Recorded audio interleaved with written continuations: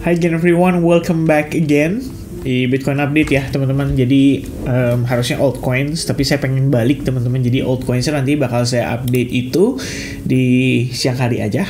Dan sekarang kita update untuk Bitcoin dulu. Jadi teman-teman sekalian, untuk progres Bitcoin hari ini, sebenarnya kalau kita ngeliat dari data ekonomi sih nggak gimana banget ya. Cuman beberapa mata uang mengalami perlambatan secara momentum bullishnya. Jadi kayak misalkan Euro US Dollar, kita bisa lihat dia lagi ongoing correction, dan ini major correction. I believe could be a good opportunity mungkin buat di tradingin secara jangka pendek ya. Dan itu mungkin besok sih kalau buat saya ya. Tapi saya ngeliat lagi nanti tergantung price actionnya. During the London session, pengen coba lihat dulu kira-kira gimana nih reactionnya coming from 62 to 79% retracement ya. Di area-area itu harusnya jadi area yang krusial banget sih buat si euronya bisa rebound. By the way, kenapa saya bahas itu? Karena dollar index menguat di saat euronya itu lagi melemah biasanya. Karena biar teman-teman tahu ya, euro itu adalah basket terheavy ya untuk komponen perhitungan daripada DXY atau dollar index. Jadi kalau misalnya kita ngelihat dollar indexnya lagi menguat banget nih, very likely faktor euronya juga sangat berpengaruh, dan itu sangat-sangat mungkin sekali untuk membuat market yang lainnya, terutama against dollar, itu untuk mengalami perlambatan atau pelemahan. Jadi kayak misalnya S&P 500, kemudian Nasdaq ya. Tapi in the end kalau kita lihat stock market turun nggak parah-parah banget sih.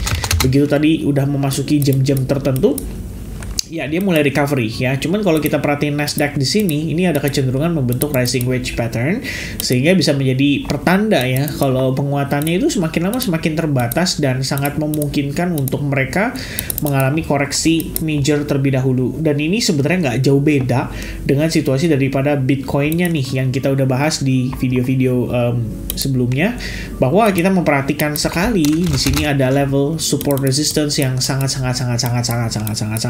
strong, dan itu di kisaran $64.500 ya. So far sih kemarin kita ada upaya untuk closing dalam keadaan bullish, but today we are still having a rejection ya dari level tersebut, dan exponential moving average 21 masih sangat mungkin menjadi target dari koreksinya. Itu artinya Bitcoin punya probabilitas untuk turun sampai ke level 60 ribuan something, dan ini sebenarnya diperkuat juga dengan satu buah fear and news sentimen negatif dan bla bla bla, yaitu tentang update daripada si Mt. Gox. Tadi katanya dia ada mindahin wallet dari Kraken ya teman-teman, udah nerima sekitar $370.000 in Bitcoin, dan kemudian Mt. Gox saat ini ngehold sekitar 2,85 billion of dollar ya, atau 2,85 miliar dolar, setara dengan 44.899 Bitcoin. So it's a lot teman-teman sekalian. Dan apakah ini akan ada repayment sesegera mungkin?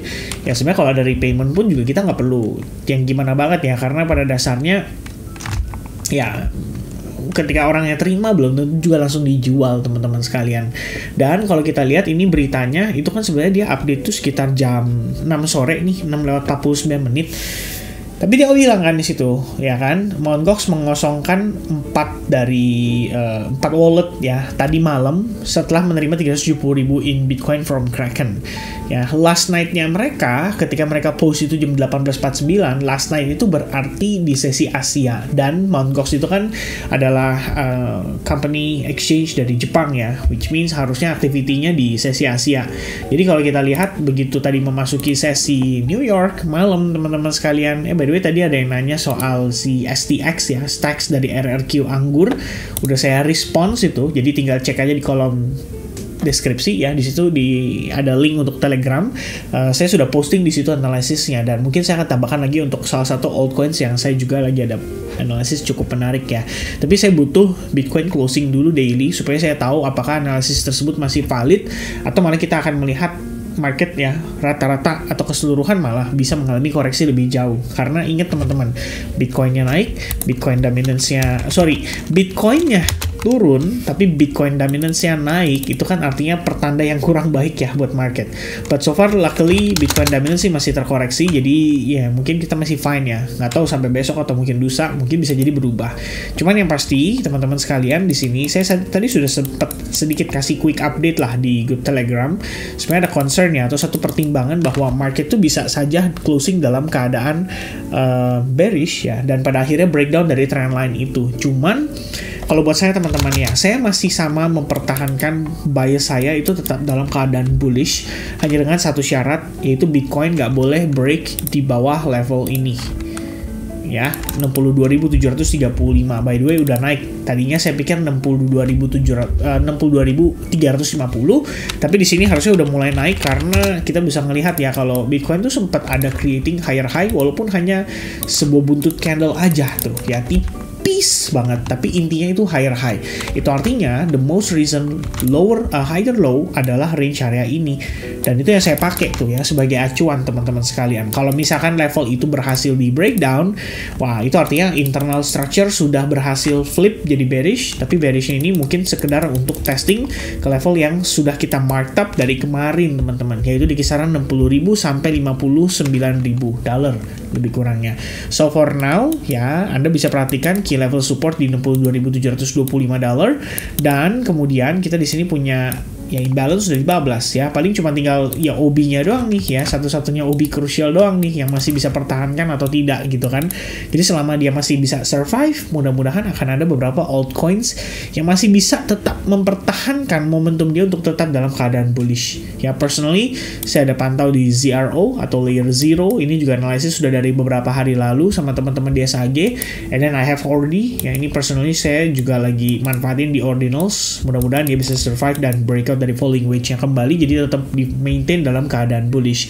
Dan ada quick yang saya juga ada ongoing trading ya. Altcoin-nya udah tinggal sedikit teman-teman sekalian, saya bilang sama teman-teman di SAG juga boleh perhatikan tuh ya kalau misalkan ya buat struktur pokoknya ya, terutama selama struktur bullish ya kita pertahankan bias kita tetap dalam keadaan bullish. Ada beberapa di sini yang kita ngelihatnya sebenarnya bisa ngasih opportunity yang cukup menarik teman-teman sekalian. Tapi demikian ya, in the end kalau misalkan Bitcoin-nya juga mengalami rejection ya, seperti yang kita tahu Bitcoin adalah mother index dari seluruh cryptocurrency ya, tetap aja yang lain juga akan keseret-seret. So that's gonna be a big concern buat teman-teman yang mungkin masih lebih aktif tradingnya di altcoins doang. Oke, so teman-teman, here's the conclusion. Kalau kita lihat Bitcoin bisa rebound, maintaining 67% retracement dari previous swingnya, maka Anda bisa expecting Bitcoin untuk testing sampai ke level 65.000 very soon.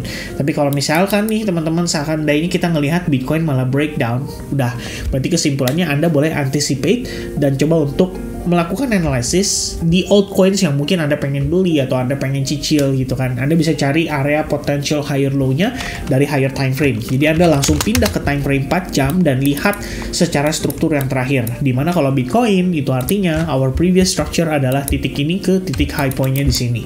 Oke, dan itu belum, ya kita bahkan belum bisa mengatakan ini Fibonacci-nya sudah valid gitu. Kenapa? Karena belum ada pullback atau belum ada retracement-nya. Kalau sudah ada, nah lain itu ceritanya. Berarti kita udah lebih confident kalau oke, Bitcoin tinggal kita cari area higher low-nya dan kita coba manfaatkan dari situ. Itu kira-kira teman-teman. Tapi kalau belum, itu berarti internal structure masih bullish dan Bitcoin masih sangat mungkin untuk mantul lagi dari internal structure-nya punya higher low. Kira-kira kayak gitu. Oke, so that's gonna be the update teman-teman sekalian. Ya paying attention juga ya on the close of daily time frame-nya. Kalau misalkan ada lihat bearish engulfing, udah boleh waspada. Oke, so that's gonna be the update, and thank you very much guys for paying attention. I'll see you guys again in the next update for altcoins. Cheers, God bless, and have a nice day guys. Bye bye.